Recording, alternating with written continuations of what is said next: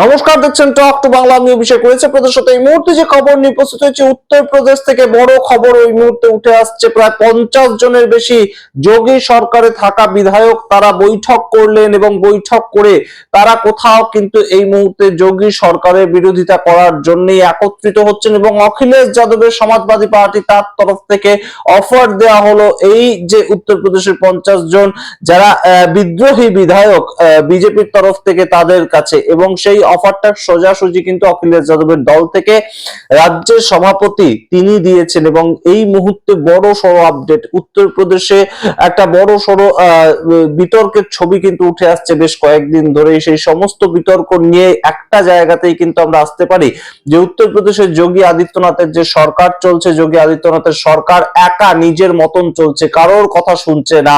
সেই জায়গা থেকে বারংবার ঠাকুর বিধায়ক যারা আছে, অর্থাৎ ঠাকুর গোত্রীয় বিধায়ক যাদের সারনেম মূলত সিং, এই ধরনের যারা বিধায়ক তারা একবার আলাদাভাবে বৈঠক করছে। এই মুহূর্তে ব্রাহ্মণদের বৈঠকের কথা উঠে আসছে। এবং উত্তরপ্রদেশ আপনারা জানেন যে অবশ্যই জাতি ভিত্তিক ভোটের মাধ্যমে সেখানে সরকার চুজ হচ্ছে 2017 সাল থেকে, যখন থেকে অখিলেশ যাদবের সরকার সরে গিয়েছে। সেই জায়গাটা কিন্তু এই মুহূর্তে একটা বড় সড়ো চাপের পরিস্থিতি তৈরি হচ্ছে, অন্তত কেন্দ্রীয় বিজেপির কাছে সেই খবরটা গিয়ে পৌঁছেছে। তার কারণ 2024 সালে উত্তরপ্রদেশে কিন্তু ভালো ফলাফল করতে পারেনি ভারতীয় জনতা পার্টি যোগী আদিত্যনাথের নেতৃত্বে। এবং সেই জায়গা থেকে আপনাদের খবর জানিয়েছিলাম এই বছর 13ই ডিসেম্বর, এই গত যে 13ই ডিসেম্বর চলে গেল, সেই 13ই ডিসেম্বর নতুন একজন উত্তরপ্রদেশের বিজেপি রাজ্য সভাপতি চুজ করা হয়েছিল, যিনি সম্প্রদায়গতভাবে আদিবাসী সম্প্রদায়ের মানুষ এবং পিছিয়ে পড়া সম্প্রদায়ের মানুষকে কাছে টানতেই মূলত এই মুভ।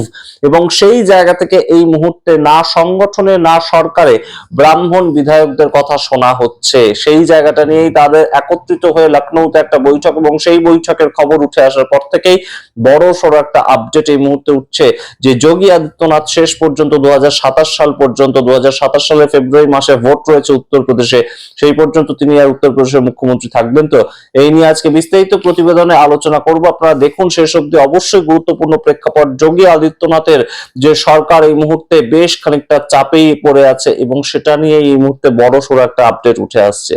এই মুহূর্তে যে গুরুত্বপূর্ণ একটা চেঞ্জ নিয়ে এসেছে ভারতীয় জনতা পার্টি, সেটা হচ্ছে তাদের রাজ্য সভাপতি চেঞ্জ করেছে, এবং দলিত রাজ্য সভাপতি পঙ্কজ চৌধুরী তাকে নিযুক্ত করা হয়েছে। এবং সেই পঙ্কজ চৌধুরী নিযুক্ত হওয়ার পর থেকেই বড় সড়ো এই মুহূর্তে একটা আপডেট উঠে আসছিল যে কোনো মতেই আর আগের যারা যোগী আদিত্যনাথের সরকারের মধ্যে খুব গুরুত্ব পেতেন, সেই যোগী আদিত্যনাথের সরকারের গুরুত্ব পাওয়া মানুষজন তারা আর খুব একটা কাছাকাছি আসতে পারছে না। এবং এই পঙ্কজ চৌধুরী যেদিন অ্যাপয়েন্টেড হয়েছিল সেই দিনই আপনাদেরকে জানিয়েছিলাম যে পঙ্কজ চৌধুরী এমন একজন নেতা উত্তরপ্রদেশের, যিনি বহু পুরনো দিন থেকে বিজেপি করছেন বটে, কিন্তু তার যে প্রেক্ষাপটটা সেটা কখনোই যোগী আদিত্যনাথের সঙ্গে মেলে না।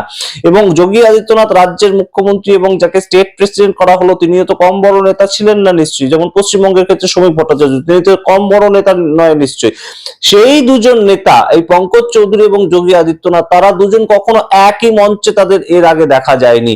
কিন্তু সেই পঙ্কজ চৌধুরী যেদিন নমিনেশন ফাইল করলেন, সেই দিন যোগী আদিত্যনাথ অমিত শাহের ফোন পেয়ে কিন্তু থাকতে বাধ্য হয়েছিলেন। কিন্তু তখন থেকেই খবর উঠে আসছিল যেটা, যে যোগী আদিত্যনাথের সরকারের বিরুদ্ধে নো কনফিডেন্স মোশন আনার চেষ্টা করবে বিজেপি আভ্যন্তরীণ সূত্রে, এবং সেই কাজটাই কোথাও গিয়ে একদম অপারেশন যোগী আদিত্যনাথকে সরিয়ে দেওয়ার যেটা, সেটা শুরু হয়ে গিয়েছে। এর আগে আপনাদের খবর জানিয়েছিলাম কয়েকদিন আগেই যে ঠাকুর বিধায়ক প্রায় 40 থেকে 45 জন তারা একত্রিত হয়ে একটা লখনৌতে হোটেলে বৈঠক করেছে। এবং এই মুহূর্তে যেটা খবর উঠে আসছে যে বিধানসভায় জাস্ট গত সপ্তাহে বিধানসভা যখন উইন্টার সেশন চলছিল বিধানসভার অভ্যন্তরে উত্তরপ্রদেশে, তখন 100 জনের বেশি বিজেপির এমএলএ তারা এই যোগী আদিত্যনাথের সরকার এবং যোগী আদিত্যনাথের যে একনায়ক তন্ত্র তার বিরুদ্ধে মুখ খুলে বিধানসভার অভ্যন্তরে তারা ধর্ণা প্রদর্শন করেছিলেন।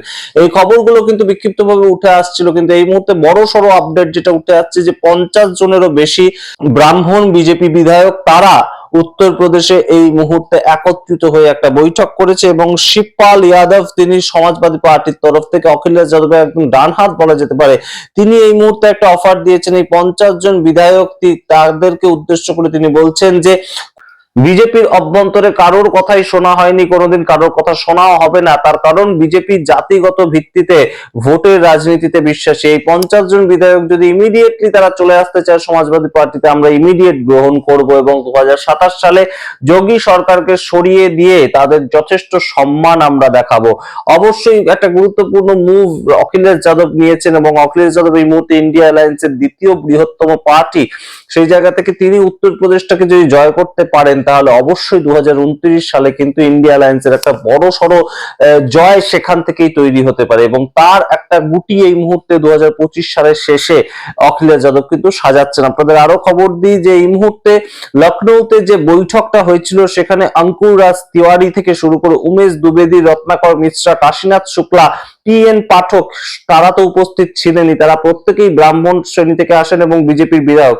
এটুকু তো গেল একরকম, কিন্তু এই যে সামগ্রিক যারা মিটিংটা করেছে এই 50 জন বিধায়ক, তাদেরকে লিড করছে কে আপনারা শুনবেন। তাদেরকে লিড করছেন নৃপেন্দ্র মিশ্রা। নৃপেন্দ্র মিশ্রা কে? নৃপেন্দ্র মিশ্রা হচ্ছেন নরেন্দ্র মোদী তার প্রধান সচিব ছিলেন, অর্থাৎ নরেন্দ্র মোদীর প্রধান সচিব। তিনি এই মুহূর্তে যোগী আদিত্যনাথের বিরুদ্ধে একদম সরাসরি একটা মিটিং অর্গানাইজ করছেন এবং 50 জন বিজেপি বিধায়ক তারা একত্রিত হয়ে বলছেন যে তাদের কথা শোনা হচ্ছে না, ব্রাহ্মণ বিধায়কদের কথা শোনা হচ্ছে না, না সংগঠনে না সরকারে কেউ তাদের কথা শুনছে না। এই মূলত বিষয়টা কিন্তু অর্গানাইজ করছেন নৃপেন্দ্র মিশ্রা, কারণ নৃপেন্দ্র মিশ্রা তার ছেলেও এই মুহূর্তে কিন্তু বিধায়ক রয়েছেন। সুতরাং সামগ্রিক জায়গাটা থেকে এইটা একটা খুব গুরুত্বপূর্ণ প্রেক্ষাপট তৈরি হচ্ছে যে একদিকে যেমন পঙ্কজ চৌধুরী তাকে দিয়ে একদম সাংগঠনিকভাবে যোগী আদিত্যনাথকে ঘিরে ফেলা হচ্ছে, ঠিক তেমন ভাবেই এই মুহূর্তে কেশব প্রসাদ মৌর্য এবং বিজয় পাঠক এই দুজন সবসময় একদম যোগী আদিত্যনাথ সরকারের বিরোধী। যোগী আদিত্যনাথ সরকারের deputy chief minister Yogi Adityanath সরকারের বিরোধী, এটা একদম লিখিত, একদম দিনের আলোর মতো স্পষ্ট উত্তরপ্রদেশে। এই দুজন যে কেশব প্রসাদ মৌর্য এবং বিনয় পাঠক তারা সবসময় যে কোনো সময় অমিত শাহের কথা মতন চলেন, অমিত শাহ যা বলেন তাই তারা মেনে চলে এবং তাদের মধ্যে দ্বৈরথ এমন পর্যায়ে পৌঁছেছে যোগী আদিত্যনাথ এবং এই দুই ডেপুটি সিএম এর মধ্যে। আপনাদেরকে জানিয়েছিলাম একটা খবর যে একটা বিশাল বড় করে দীপাবলির দিন উত্তরপ্রদেশে অযোধ্যায় একটা খুব বড় করে একটা দীপাবলি উৎসব পালিত হয় এবং সেখানে কেশব প্রসাদ মৌর্য বা বিজয় পাঠককে ডাকাই হয়নি সরকারের পক্ষ থেকে, যেখানে মুখ্যমন্ত্রী তার ছবি দিয়ে এই দীপাবলি উৎসব, দীপ উৎসব যেটার নাম, সেটা পালন করছেন। সুতরাং এই বিষয়গুলো কোথাও গিয়ে কিন্তু যোগী আদিত্যনাথের যে একটা পপুলারিটিটাকে বেশ খানিকটা চাপ দিচ্ছে এবং এই মুহূর্তে পঙ্কজ চৌধুরী দলিত নেতা হিসাবে স্টেট প্রেসিডেন্ট হওয়ার পর থেকে বিজেপির অভ্যন্তরে কিন্তু একটা বড় সড়ো গোলমালের ছবি কয়েকদিন পরপরই উঠে আসছে। কখনো বিধানসভার অভ্যন্তরে 100 জন বিধায়ক তারা ধর্ণা প্রদর্শন করছেন সরকারের বিরুদ্ধে, সরকারে থাকা বিধায়ক সরকারের বিরুদ্ধে ধর্ণা প্রদর্শন করছেন। তাহলে সমাজবাদী পার্টি কি করবে আপনারা বুঝেই দেখুন সেটা। অন্যদিকে কয়েকদিন আগে খবর দিয়েছিলাম আপনাদের যে ঠাকুর শ্রেণীর কিছু বিধায়ক তারা উত্তরপ্রদেশে একটা হোটেলের মতো বৈঠক করেছে এবং এই মুহূর্তে যা খবর উঠে আসছে সেটা আরো মারাত্মক, যে ব্রাহ্মণ শ্রেণীর 50 জন বিধায়ক তারাও এখন যোগী আদিত্যনাথের বিরুদ্ধে যাচ্ছে। কেন মারাত্মক বলছি? উচ্চ বর্ণের হিন্দু শ্রেণীর রাজনীতি, হিন্দু ধর্মের যে উচ্চ বর্ণের মানুষজন তাদেরকে নিয়ে মূলত যোগী আদিত্যনাথের টিমটা তিনি তৈরি করেছিলেন। এখন তারাও যদি তার বিরুদ্ধে চলে যায়, ব্রাহ্মণ সম্প্রদায়ের বিধায়ক যদি তার বিরুদ্ধে চলে যায়, এই ব্রাহ্মণ সম্প্রদায়ের বিধায়কদের যদি তিনি হাতে রাখতে না পারেন তাহলে তার হাতে বা তার টিমে আর কে থাকবে? শুধুমাত্র তার পপুলারিটি, সেটাই কি যথেষ্ট? এই উত্তর কিন্তু 2024-এ অন্যরকম আমরা পেয়েছি। 2024-এ সমাজবাদী পার্টি কিন্তু মূলত যে জায়গাটা দখল করতে সমর্থ হয়েছিল সেটা পিছিয়ে পড়া আদিবাসী দলিত শ্রেণীর মানুষ এবং অবশ্যই সংখ্যালঘু ভোটটা একটা বড় সড়ো ফ্যাক্টর ছিল এবং সেই জায়গা থেকেই বিজেপির গুজরাট লবি বা অমিত শাহের যে চালটা, সেটা পঙ্কজ চৌধুরী একজন দলিত নেতা তাকে সামনের দিকে এগিয়ে দেওয়া এবং যোগী আদিত্যনাথের পলিটিক্সটাকে সরিয়ে আনা। কিন্তু যোগী আদিত্যনাথের পলিটিক্সটা তো এই মুহূর্তে সম্পূর্ণ যে সরিয়ে আনা হচ্ছে, সেখানে ব্রাহ্মণরাও তার বিরুদ্ধে চটে যাচ্ছে। এই মুহূর্তে কিন্তু যোগী আদিত্যনাথকে সরানোর জন্য একটা বড় সড়ো পদক্ষেপ, ব্রাহ্মণদের একটা আলাদা করে বৈঠক, তাদের অভিযোগগুলোকে সামনে রেখে ঠাকুর শ্রেণীর একটা আলাদা করে বৈঠক, এই সামগ্রিক খবরগুলো কিন্তু যাবে গুজরাটে এবং যাবে দিল্লিতে এবং সেইখান থেকে অমিত শাহ শেষ পর্যন্ত কি সিদ্ধান্ত নেন, যখন যোগী আদিত্যনাথকে আবারও পরবর্তীতে সিএম ক্যান্ডিডেট করা হবে কিনা সেই সিদ্ধান্তটা নেবেন তিনি, তখন এই সিদ্ধান্তগুলো বা এই যে প্রেক্ষাপটগুলো এখন তৈরি হয়ে থাকছে, যে মিটিং হচ্ছে তার বিরুদ্ধে বিভিন্ন রকম মানুষের অভিযোগ রয়েছে, সেগুলো কিন্তু তখন খুব কাজে লাগবে। তেমনই কিন্তু সংশ্লিষ্ট মহল মনে করছে যে এই যে বৈঠকগুলো হচ্ছে, এই যে মিটিং গুলো হচ্ছে, ক্লোজ ডোর বৈঠকগুলো হচ্ছে, এগুলো আসলে যোগী আদিত্যনাথের বিরুদ্ধে যে কত ধরনের অভিযোগ মানুষের আছে সেগুলো কোথাও গিয়ে কানে তোলা, কার কানে তোলা, অমিত শাহ যাতে এই বিষয়গুলোকে নজর দেন। অর্থাৎ বেশ কিছু মানুষ যোগী আদিত্যনাথের বিরুদ্ধে, ঠাকুররা যোগী আদিত্যনাথের বিরুদ্ধে ক্ষেপে উঠেছে, এটুকু খুব একটা বড় খবর নয়।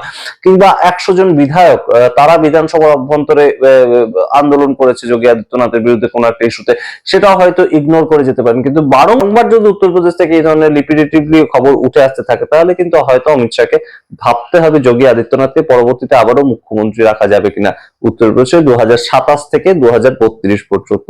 আপনারা সামগ্রিক ঘটনায় কি মনে করেন অবশ্যই কমেন্ট বক্সে কমেন্ট করুন। দেখতে থাকুন টক টু বাংলা। অবশ্যই টক টু বাংলা ইউটিউব চ্যানেলকে সাবস্ক্রাইব করুন। ধন্যবাদ।